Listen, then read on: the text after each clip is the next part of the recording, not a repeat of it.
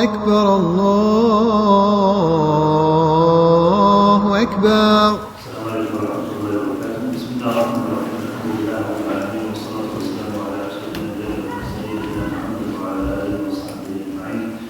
Inshallah, today we're going to be continuing with the series on the months of the Islamic calendar, and we're going to be speaking about the month of Qa'dah. And today is the third of Qa'dah. And Qa'dah is the 11th month of the Islamic calendar, after the month of Shawwal, and before the final month of the Islamic calendar, which is the month of Hijjah. And the origin of the word Qa'dah consists of actually two words: the word Dhul and the word Qa'dah. Dhul means to consist of or to possess. For example, the name Dhi Shan also comes from the same word, which is to possess. Dhi Shan, somebody of importance, somebody who possesses importance. So the same word is used here, and so Dhul refers to something which is possessed or to possess or have something. And the word Qa'dah or Qa'dah, both are. You can say the Qa'dah or you can say the Qa'dah. The word Qa'dah or Qa'dah comes from the word Qa'dah, which is to sit or to stay somewhere and reside somewhere and not to travel, to stay in your place. And so this month is called Dhul Qa'dah, which means a time where a person stays and resides in his locality and does not travel. So why is it called Dhul Qa'dah? Because they would stay in their places and they wouldn't travel. So this is prior to Islam, you could say after Islam. They would stay in their places and they wouldn't travel for work, for war, or for trade, or for other reasons. Why? In preparation for Hajj. So in preparation for Hajj, they would actually stay in their homes, stay in their places to prepare for Hajj itself. And with regards to virtues of the month of Hijjah, there are three virtues. Some months, as we mentioned before, have virtues, some months don't have virtues. Why? Because Allah subhanahu wa ta'ala has blessed some months over others, has blessed some days over others, some moments of the year over others. And so Allah subhanahu wa ta'ala gives significance and virtues to whichever month, whichever day He wants. And so this month is a month in which there are any specific virtues from the Sunnah, from the Qur'an, which are authentic, that we mentioned that are contained regarding the virtues of this month.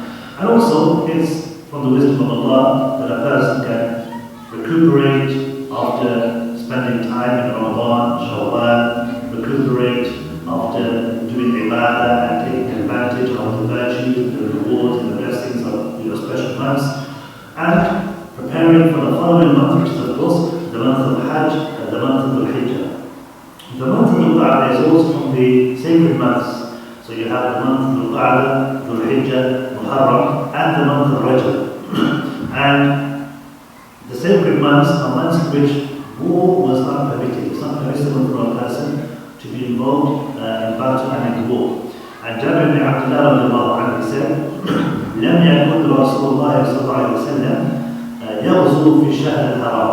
That the Prophet صلى الله عليه وسلم wouldn't fight in the months which are sacred, haram months, the 4 months that we just mentioned. And he wouldn't initiate a war and he wouldn't start a war at this point in time. And فَإِذَا حَضَرْ, when this month will come in, or when the sacred month will come in, أَقَامَ بِنَا حَتَّى يَنْسَلِخ. He would stay with us, he would reside with us, stay with us, he wouldn't travel or anything for war or other purposes, until the month had finished or until that period of time had finished.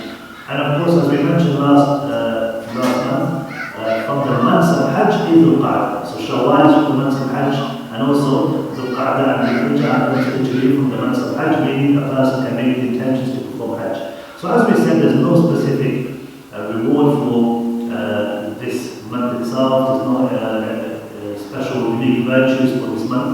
And so we'll move on to the incidents which took place in this month. And interestingly, all of the umrahs of the Prophet ﷺ took place in the month of Qa'dah. In Umar ibn Aisha, they viewed that the umrah which took place in the month of Qa'dah and in Shawwal as better than the one that took place in Ramadan. This was the opinion of Ibn Umar ibn Aisha. And of course, generally speaking, it's permissible for a person to do Umrah at any point. And of course, there are specific hadith which mention the reward of a person performing Umrah in the month of Ramadan. But as we said, this is the opinion of Ibn Umar and Aisha with regards to performing Umrah in the month of Qa'dah itself.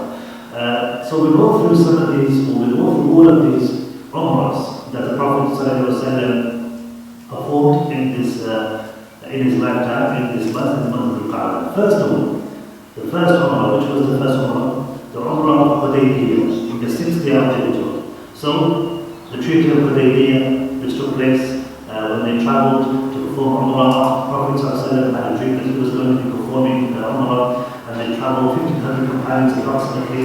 They went there and they were prevented from performing Umrah by the Quraysh. And this was something which was not expected, or they thought at least they were able to perform Umrah, even though there was animosity because of the traditions of the Quraysh at the time, that anybody was able to perform Umrah even if they were enemies. And they weren't able to perform Umrah, they had to go back. The Treaty of Hudaybiyah was made between the Muslims and between the Quraysh. And we learn from this that Allah is the best of plans. There's always wisdom behind everything which takes place, and it's considered an Umrah for the companions, even though they weren't able to actually perform the Umrah, because it was something which was not from themselves. They were the cause, the reason why the Umrah wasn't done. It was something which was out of their control. Their intention was to perform Umrah, but they were prevented by the Quraysh. The second Umrah, of course, is the one that took place the year after, known as the Qa'dah, making up for the previous Umrah that they weren't able to perform. So the second one is the 7th year of the Hijrah, around 2,000 companions to make up for the previous Umrah, the previous year, which didn't happen. And of course, in this Umrah, they saw the Muslims performing Umrah, doing Tawaf, running around the Qa'dah 3 times at the beginning. When we have 7 circuits of the Tawaf, the first 3, we're supposed to run, and also we're supposed to uncover our right shoulder. And it said that the reason why this was done by the Prophet ﷺ and the companions is because there was a rumor going around amongst the Quraysh in Mecca that the Muslims had become weak, especially the Muhajirun, because they weren't used to the climate in Medina. And so they were becoming weak and they were becoming sick. And so the Prophet ﷺ wanted to show them they were actually strong. And they were surprised when they saw the Muslims running or walking briskly around the Qa'dah, and they were performing Tawaf. And of course, the Sa'i between the mosques, the specific areas between Safa and Marwa, where we're told to run. This is again from the Sunnah of the Prophet ﷺ. And so this was the second Umrah of the Prophet ﷺ. The third Umrah is the Umrah of Ji'rana in the 8th year of the Hijrah. And this was at the conquest of Mecca. So the conquest of Mecca took place in the 8th year of the Hijrah. Around 10,000 companions went to the conquest of Mecca, and of course they performed the Umrah while they were there in Mecca. And of course this is a huge difference now. 2,000 companions on Umrah al-Qa'dah. The following year, in the 8th year of the Hijrah, 10,000 companions. And one of the lessons we can learn from this is that Allah rewards those who are patient. Look at the immense change in the huge numbers of the Muslims just in a span of 1 year. The final Umrah took place in, of course, the final year of the Prophet's life, when he performed Hajj, and of course he performed Umrah also, and it's known as Umrah of Hajj al-Wada'. The Umrah of Hajj al-Wada' in the 9th year of the Hijrah, 40,000 companions. So it's just a year late, but you can see the huge numbers of Muslims increasing. 40,000 companions at the Hajj of the Prophet ﷺ. Some scholars say even go to the extent that they were, by the time the Prophet had passed away, 100,000 companions. So again, we see the numbers of the Muslims increasing, and this is, from the lesson we can learn from this Umrah, is the blessing of Allah subhanahu wa ta'ala, the miracle of Allah, that one man changed the face of the world, not just Arabia, in a short span of time, over 23 years. The Prophet ﷺ was chosen by his all into the worship of Allah, and things changed as a result of this. And so this was the Umrahs of the Messenger of Allah ﷺ.